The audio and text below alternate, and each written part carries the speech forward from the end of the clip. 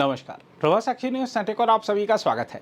अफगानिस्तान की तालिबान सरकार ने दावा किया है कि पाकिस्तान के डबल टैप हमलों में पूर्वी अफगानिस्तान के 3 प्रांत तबाह हुए हैं, जिनमें 36 नागरिकों की मौत हुई और 163 लोग घायल हुए। मरने वालों में महिलाएं, बच्चे और बुजुर्ग भी शामिल बताए गए हैं। वहीं पाकिस्तान अपनी पुरानी चाल चलते हुए इन हमलों को आतंकवाद विरोधी कार्रवाई बताकर निर्दोष लोगों की मौत को छिपाने की कोशिश कर रहा है।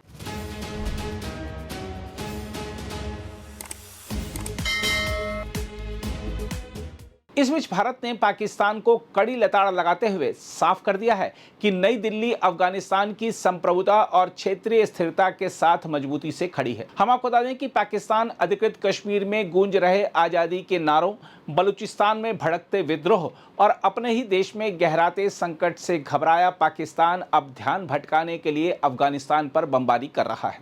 भारत ने पाकिस्तान के इस हमले को बेलगाम आक्रामकता और क्षेत्रीय शांति पर सीधा हमला बताते हुए कहा है कि इस्लामाबाद अपनी आंतरिक विफलताओं को छिपाने के लिए सीमा पार हिंसा का सहारा ले रहा है। देखा जाए तो अफगानिस्तान की धरती पर निर्दोष नागरिकों के खून से खेलकर पाकिस्तान एक बार फिर यह साबित कर रहा है कि उसकी सैन्य नीति अब सुरक्षा नहीं बल्कि हताशा और राजनीतिक बौखलाहट से संचालित हो रही है।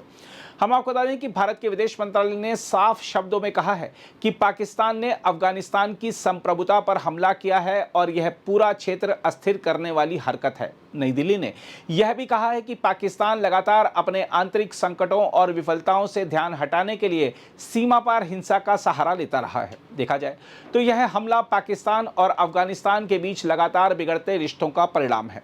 साल 2021 में तालिबान के सत्ता में आने के बाद से इस्लामाबाद और काबुल के संबंध लगातार तनावपूर्ण बने हुए हैं। पाकिस्तान का आरोप है कि तहरीक तालिबान पाकिस्तान और उससे जुड़े संगठन अफगान धरती का इस्तेमाल कर रहे हैं, लेकिन तालिबान सरकार बार बार इस आरोप को खारिज करती रही है। इसके बावजूद पाकिस्तान ने रात के अंधेरे में अफगान गांवों पर बम बरसाकर यह साबित कर दिया है कि वह अब कूटनीति से ज़्यादा सैन्य आक्रामकता पर भरोसा कर रहा है। सबसे भयावह पहलू तथा कथित डबल टैप हमला है। अफगान उप सरकारी प्रवक्ता हमदुल्लाह फितरत के अनुसार पहले बम गिराए गए और जब स्थानीय लोग घायलों को बचाने पहुंचे तो उसी स्थान पर दूसरी बार हमला किया गया। यह तरीका दुनिया भर में सबसे अमानवीय सैन्य रणनीतियों में गिना जाता है, क्योंकि इसका सीधा निशाना राहत और बचाव कार्य करने वाले लोग होते हैं। पाकिस्तान ने इस आरोप पर चुप्पी साध ली है, जो उसके इरादों पर और गंभीर सवाल खड़े करता है। पक्तिया प्रांत के निवासी आदम खान ने अस्पतालों का भयावह मंजर मीडिया को बयान करते हुए कहा है कि बच्चों की चीखें और परिजनों का विलाप शब्दों में बयान नहीं किया जा सकता। पक्तिका प्रांत में एक घर पर हुए हमले में 6 गरीब लोगों की मौत हुई है। स्थानीय समुदाय नेता अमीन मंगल ने बताया है कि उस परिवार का कोई कमाने वाला सदस्य भी नहीं था और वे दान के सहारे जीवन चला रहे थे।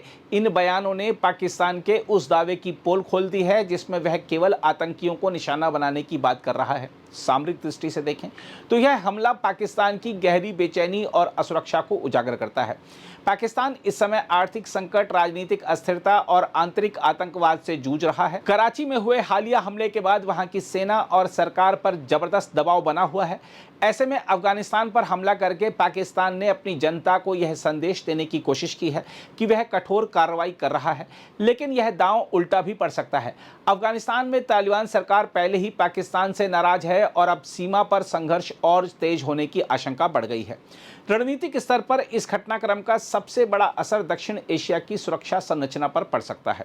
भारत ने जिस मजबूती से अफगानिस्तान की संप्रभुता का समर्थन किया है, उससे यह स्पष्ट हो गया है कि नई दिल्ली क्षेत्रीय स्थिरता के मुद्दे पर अब अधिक मुखर भूमिका निभाएगी।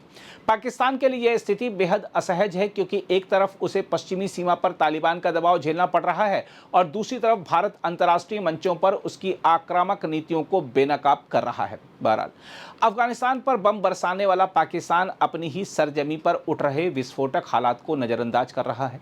जिस देश की सत्ता पाकिस्तान अधिकृत कश्मीर में आज़ादी के नारों से कांप रही हो और जहां बलूचिस्तान में अलगाव की आग लगातार भड़क रही हो, वह अब अपनी आंतरिक विफलताओं को छिपाने के लिए सीमा पार सैन्य आक्रामकता का सहारा ले रहा है।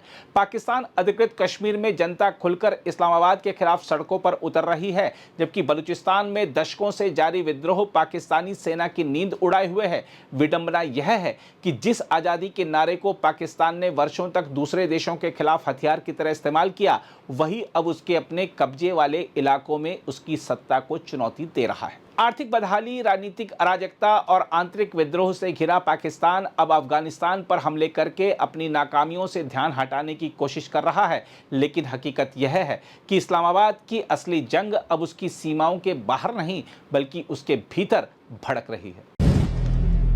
अगर आप भी लेना चाहते हैं देश दुनिया की तमाम जानकारी, तो आज ही सब्सक्राइब करें हमारे चैनल को। साथ ही नीचे दिए बेल आइकन को जरूर दबाएं ताकि हर अपडेट आप तक पहुंच सके।